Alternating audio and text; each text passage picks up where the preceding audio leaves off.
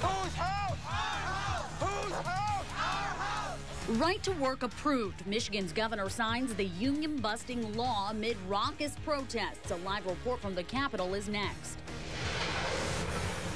Back in business, the University of Toledo Medical Center's kidney transplant program cleared. What this means for patients is coming up.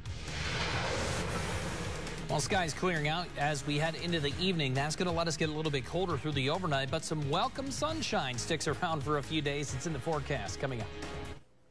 Good evening, everyone. This is WNWO News at 6. I'm Angie Gonzalez. Tonight, your big story. One of the last strongholds of union labor is now on the verge of becoming a right-to-work state. Now, both houses of the Michigan State Legislature approved, and the governor says he'll sign new laws making union membership in Michigan voluntary. Democrats say that this is nothing more than corporate union busting. What this is a victory for people like Dick DeVos, Mitt Romney, the Koch brothers, and other corporate CEOs who believe that the path to prosperity in Michigan is paved with lower wages and lower benefits. Of course, we are keeping tabs on this. So, of course, Michigan's stronghold in the union movement is going to be waning, although Democrats and the unions do say that they plan to challenge the laws in court. Union members from Northwest Ohio converged on Lansing today to show their support for their Michigan brothers. WNWO's Hubert Wiggins has been live at the state capitol. He joins us now with the latest on the story. Hubert, what's going on? Good evening to you, Angie. The thousands of people at today's rally were face-to-face with the state and local police who were guarding the state capitol here in Lansing. I spoke to union workers who came from other states to Lansing today to show solidarity with their union brothers and sisters, and they say that this fight is for their jobs, for their benefits, for their way of life. It is being called by some one of the biggest organized labor demonstrations in Michigan's history. Thousands of union workers and their supporters protesting a controversial bill that would make Michigan a right-to-work state. Joe Kuzno and some of his members from Local 8 made the 2-hour drive from Toledo. Basically, it's support of the people. The support of labor just doesn't seem right that these guys can enact this without the will of the people. Let the people decide. There were several skirmishes in various sections of the crowd, requiring police on horseback to restore control. Protesters said that they were inspired by the large crowd of their brothers and sisters. I think it's great. I think it's great, and I think that we're going to see more and more people taking to the streets as the upper 5% of, let's say, the greedy wealthy try to just put the worker down. It was absolutely the American union worker that built the middle class. Many have expressed their disappointment with Governor Snyder, who supports the legislation and says he'll sign it. I think it's typical of Governor Snyder. I think it's ignoring the people's wishes. I think it's in his best interest and his people's best interest, but not in the best interest of Michigan. Workers vow to fight for their rights no matter how long it takes. As far as I know, as long as there's working people, they're going to stand up for the rights to organize, and we'll be here to the end.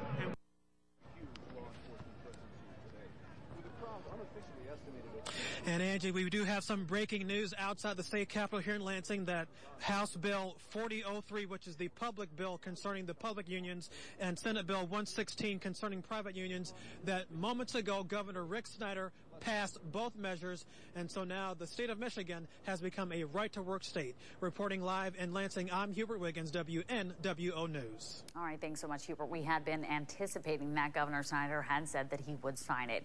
Well, now that Michigan is a right-to-work state, will Ohio soon follow? Now, we posed that question to our Facebook fans, and here are some of their responses. Derek says, I pray not. If the people in favor of right-to-work laws really understood what it does to wages, it would be different. I don't support the unions, but I also don't believe in cutting off one's nose to spite their face. Kyle says Ohio will be, and it's good. If you don't want to be part of a union, you should not have to give them money. And Richard says this, don't take a union job if you don't want to pay dues. Get your $7 an hour and be happy. Now, you can also join the conversation by going to our Facebook fan page. Just log onto your personal Facebook account and then search for us, WNWO. Things are looking a whole lot more like the holidays. I saw a few flakes out there in Wood County today, Norm, but none of the stuff was sticking to the ground. Yeah, the ground temperatures, fortunately, are still well well above freezing. So until we get the ground to be at the freezing mark, get the air temperature to be below freezing, and get some snow to fall on that, we won't see any accumulations. And in our longer-term forecast, we're not seeing any snow accumulation, and that's going to take us right up to in front of the Christmas holiday. As we take a look at our WeatherBug Network camera, a couple of cool things we caught here. First off, if you look really close, you can see a couple of snow showers, but watch the bridge. Goes up, there goes a ship heading out to sea, out the Maumee River and out into the Maumee Bay.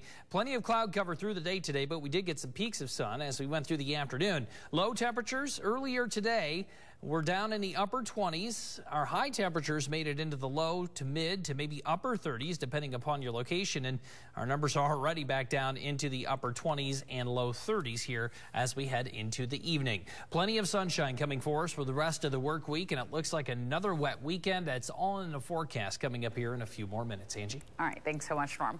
Well, after a botched procedure at UTMC where a living kidney was accidentally discarded, the medical center has now been cleared to continue their transplant operations. Officials say that they're excited to begin able to treat some of their patients who've now been waiting for months. WNWO's Chris Delcamp has the story. The living organ transplant program at UTMC is officially back open for business after losing a kidney during a procedure. I've now been reaffirmed by several outside organizations and most recently by UNOS that the quality of our program is high, our response to the incidents is exemplary. The medical center voluntarily suspended their program after the botched procedure, and while they take full responsibility for the missteps made by individuals, there has been some shifting in positions, including the surgical director involved with the procedure in question. There have been some other staffing changes in nursing. We've looked at some of the logistics of the way the program is conducted. With the suspension, literally hundreds of staff members have been in limbo waiting for the program to restart. Social workers, coordinators, dietitians, pharmacists, floor nurses, ICU teams, etc. But they're all looking forward to getting back to their patients who've been waiting for this very procedure. Nearly 1,000 patients who are on a waiting list for transplantation right now. And so we're in the process of reaching out to them and their families to get their surgery scheduled and to let them get on with their lives that they've been actively waiting for. The policies have now been extensively reviewed, and although some changes were made, they say their fundamental standards will remain in place, and they all but guarantee an incident like what happened in August will never happen again. Vanishingly close to zero. Chris Delcamp, WNWO News. On to the WNWO Street Beat now, where there are new details tonight on the city's 34th murder of the year. An autopsy on 42-year-old Anthony Pfizer showed that he was shot twice last night along Winfield Road. Now, he was shot once in the face and once in the right leg, making it easy, of course, for the coroner to declare his death a homicide. Police are also saying tonight that they believe the motive for the shooting was robbery and say that Pfizer had just parked his car and was walking up to his home when he was approached by two suspects, and then a struggle ensued. We're still looking for the individuals that are responsible for this. So anybody has any kind of information involving Mr. Pfizer's murder, please call Crime Stoppers at 255-1111. Pfizer's murder puts the homicide tally to 46 in the Toledo metro area and becomes the 34th in the city this year. As the Toledo detectives search for a killer or killers, the department is detailing a citywide crackdown on gangs. Toledo officers, along with the Ohio Highway Patrol and the ATF, conducted a gang sweep on Friday, and as a result, 38 people were arrested on felony and misdemeanor charges. Investigators say that crackdowns like this send a message to gangs. This is bigger than just a Toledo problem. The state and federal government are also taking this very seriously, and we can do better and do more as a group than we can by ourselves. And I think that they understand that, and I think that helps with this whole preventative measure as far as trying to reduce the violence. Police also seized guns, marijuana, cocaine, and other drugs, as well as cash. Toledo police and the FBI are searching for a bank robber tonight. They say that the Huntington branch on Lasky Road in West Toledo was robbed around 8:30 this morning. Authorities say that the man walked into the bank and demanded money. They've released these surveillance images of the bandit. He was wearing a brown hooded Carhartt jacket, ball cap, dark pants, and white shoes. If you have any information, you're asked to call Crime Stopper. That number again, 419-255-1111. 911. Meanwhile, the Monroe County Sheriff's Department is looking for a man who attacked a gas station clerk with a bat before robbing the place. It happened around 1 o'clock this morning at the Shell station on North Dixie Highway. Deputies say that the crook grabbed the cash and took off on foot. The victim's name and condition have not been released. The U.S. Coast Guard says that it stopped a diesel fuel leak from a Canadian ship that had docked at the CSX terminal in Oregon. The ship suffered damage to the right rear quarter after it hit the dock around 8:30 this morning. About a liter of diesel fuel leaked into the Maumee River. The ship is in port unloading iron ore. Well, it's been a big day for one local high school football player. Will Kunkel has the details on that coming up in sports. Plus, we're going to be heading back to the Michigan State Capitol, where lawmakers have now passed that controversial right-to-work law. A live report is still ahead here on WNWO News at 6.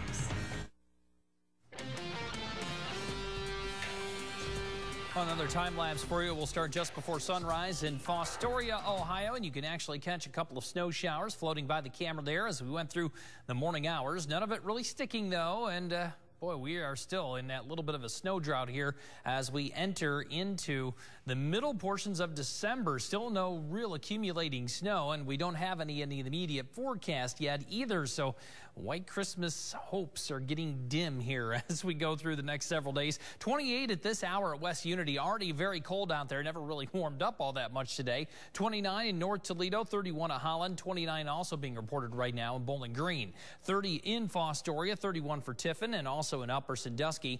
31 right now in Norwalk, and 32 being reported in Sandusky. Let's take a look at triple Doppler radar. And as we do look around our area, not really picking anything up at this hour. The clearing patch is just back to our west now, and as we look at the radar and satellite picture here, going through the afternoon, it continued to march toward us, so now our western counties are able to look up and see some stars, and the rest of you along the I-75 corridor and eastward will be able to do the same here as we head through the next couple of hours. Clearing skies, though, means it's going to get a little bit colder here as we head through the overnight as compared to this morning. Our temperature scheme throughout the day, starting at 6 a.m., we were at 30 degrees. We hit our highs late morning in about the mid-30s, and then temperatures fell off as we went through and into the afternoon. Our current numbers now below freezing in most locations. Here's your true view forecast over the next couple of days. You're not going to see a whole lot here either. A big area of high pressure moving into the Great Lakes and the Midwest. Going to keep all the storms at bay for us here as we head through the rest of the work week. So get used to plenty of sunshine. If you wanted to drop a dime and have somebody wash your car for you tomorrow, it'll at least stay clean through the rest of the work week. It's going to be into Saturday before we get into our next chance for precipitation, and that one looks to be mostly rain again. Partly cloudy and colder as we head through this overnight. A few of you dipping into the lower 20s, I think 24 for Toledo. As we go into the day tomorrow, grab the sunglasses. You'll need them through the rest of the work week. Plenty of sunshine and a little bit warmer. We'll get temperatures up into the low 40s for highs on our Wednesday. Moving through the rest of the work week, sunny, mild conditions stick with us. Mid-40s on both Thursday and Friday, and that temperature scheme will stay with us through the weekend as well. The rain moving in, I think, as we go through the mid to late morning hours on Saturday. It'll be off and on shower activity from that point forward, and that will last through Saturday night and into Sunday. And as we get later into the day on Sunday, the last glancing blows of that system could mix in a few snowflakes. And as we wake up on Monday morning, we'll deal with some clouds, but eventually get back into the sun. And beyond that, looks like another big area of high pressure will be in control of our weather as we head through the middle and end portions of next week. So if we can just change the timing and get the showers out of the weekend, I think that might make people just a little bit happier.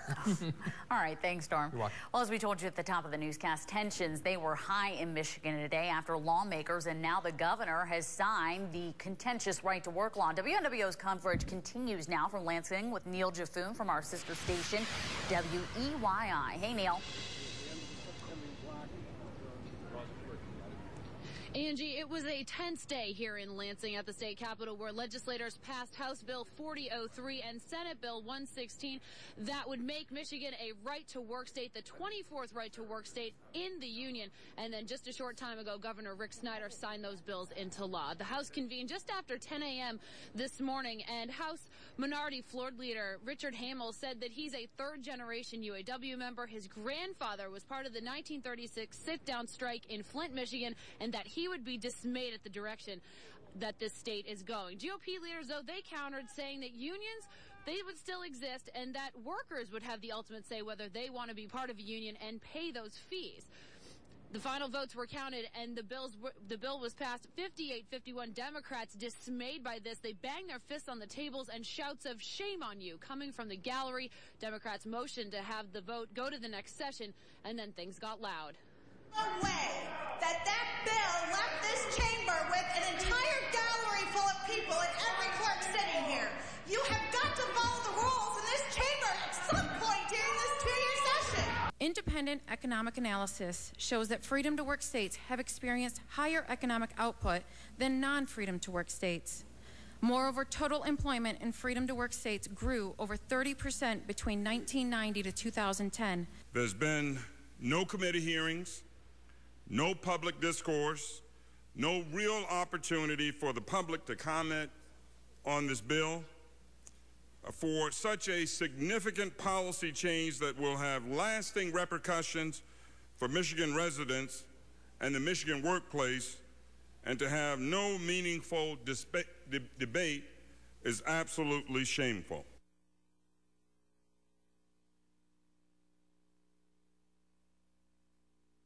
Once again, House Bill 4003 and Senate Bill 116 passed by the House this morning, then signed into law by Governor Rick Snyder just a few minutes ago.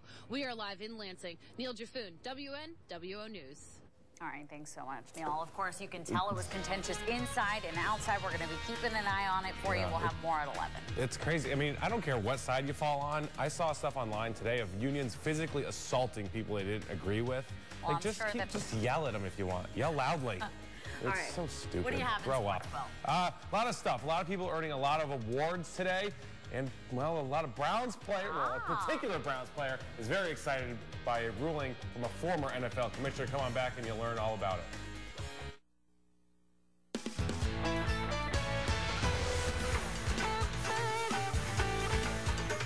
Ottawa Hills kicker Michael Geiger committed to Boston College originally, but decided he'd rather play in the Big Ten and signed with Michigan State.